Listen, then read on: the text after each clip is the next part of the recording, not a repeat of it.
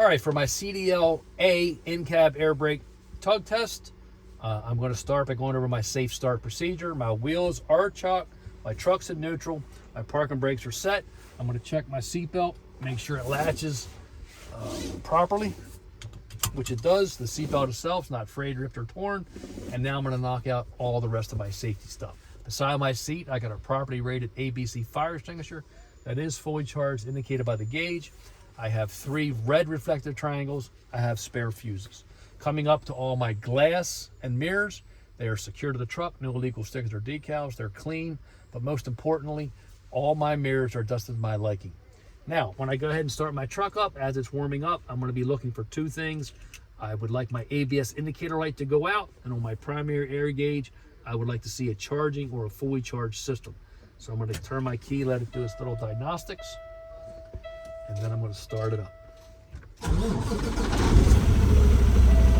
All right, I noticed my ABS indicator light has stayed on. I would get that service as soon as possible. And on my primary air gauge, I got a fully charged system of 125 PSI. All right, I'm going to start now with all my indicators and lights. My left turn signal indicator works properly. My right turn signal indicator works properly. 4-way flasher indicators work properly. My high beam indicator works properly. And on the dash, my parking brake indicator does work properly. Now from the left to right, I'm going to do all my controls and gauges and finish up with my blower, heater, and fan. So my regular horn works, road horn works, my windshield wipers, low, medium, and high, works on all 3 speeds. My fluid works, and I can tell I got the proper spring tension. And when I shut them off, my wiper blades are not frayed, ripped, or torn, not damaged. Coming over to some gauges, my voltmeter is showing 14, a charging system. My oil pressure is about 30 PSI at idle. My water temperature is 150 degrees as the truck is warming up. My RPMs is 600 RPMs at idle. My speedometer is at 0, we're not moving. My primary air gauge, fully charged, of 125. My fuel gauge matches my fuel tank, and my depth gauge matches my depth tank. Coming over to my blower, heater, fan, I'm going to put it on the frost. It's already on cold. Put my hand up there, low, medium, and high. The fan blower works on all 3 speeds. Works on the frost cold. Works on the frost hot.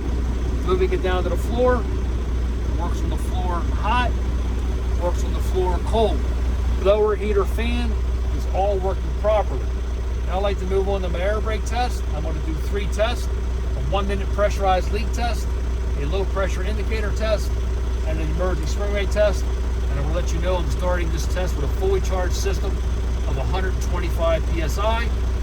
And I have 3 things to do to set this test up. 1, I got to kill the engine. When the engine's dead, I got to turn the key to the power position.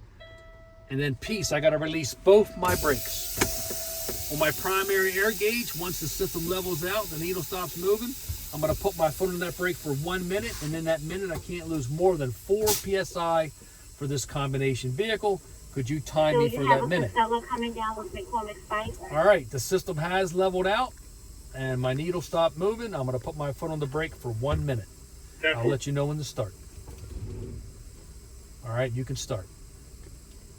All right, it's been a minute with my foot left on the brake. The point to verify that I did not lose more than 4 PSI for this combination vehicle. Next, I'm going to take my foot off the brake, and I'm going to move on to my low pressure indicator test. I'm going to fan the brakes, bleed the system down. Between 60 and 90 PSI, my low pressure indicator light will come on. The buzzer will not come on until I start the truck back up. I'm going to go ahead and start now.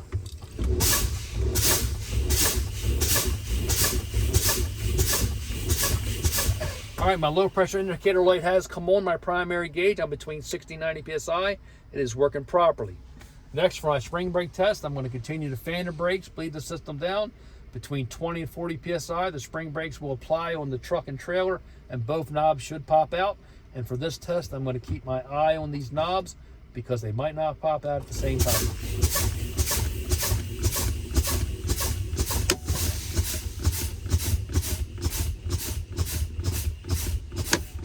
My spring brakes are working properly. I'm between 20 and 40 PSI. The spring brakes applied on the truck and trailer. Both knobs have popped out. Now I'm going to start my truck back up. I'm going to build it back up to a fully charged system of 125. And two things are going to happen. First, when I get back up between 60 and 90, my light and buzzer on the primary gauge will go out. And when I hit 125, fully charged, my governor will kick off. I'm going to start it up. I'm going to give it about 1,000 RPM to help speed it up a little bit.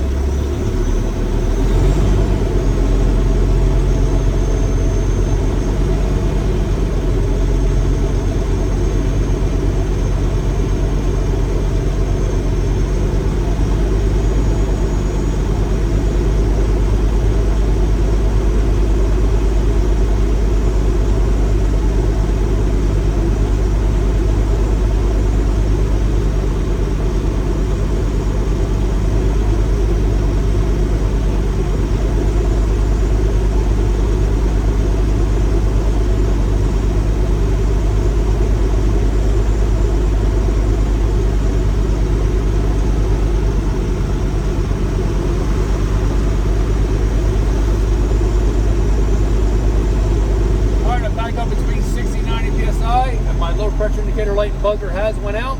Next at 125, my governor will kick off.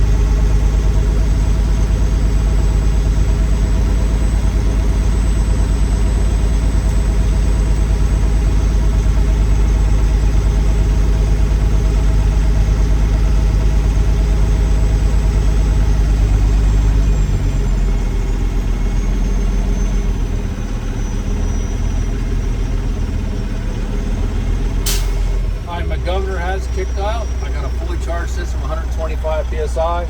It's working properly. All right, now I like to move on to my tug test, but first I'm gonna get out, put my chalk in the toolbox, get back in, put my seat belt back on. Now for my tug test, I'm gonna start in the back with my trailer and work my way up. So to test the trailer spring brakes, to be safe, I'm gonna put my foot on the service brake. So to test the trailer, I gotta release the truck. Put my truck in gear, ease my foot off the brake in case it lunges forward. All right, I'm in gear, my foot's off the brake. The trailer spring brakes are working properly. Put it back into neutral, reset, give it a second. Now, to test my truck spring brakes, same thing. Put my foot on the service brake. I'm gonna release the trailer, put my truck in gear, ease my foot off the brake. All right, I'm in gear. My foot's off the brake, we're not moving. It is working properly.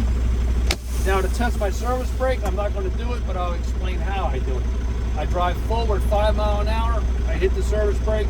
If the truck pulls to the left or to the right, it can indicate a suspension or brake problem. I'm gonna get that fixed as soon as possible. That includes the in-cab air brake tug test.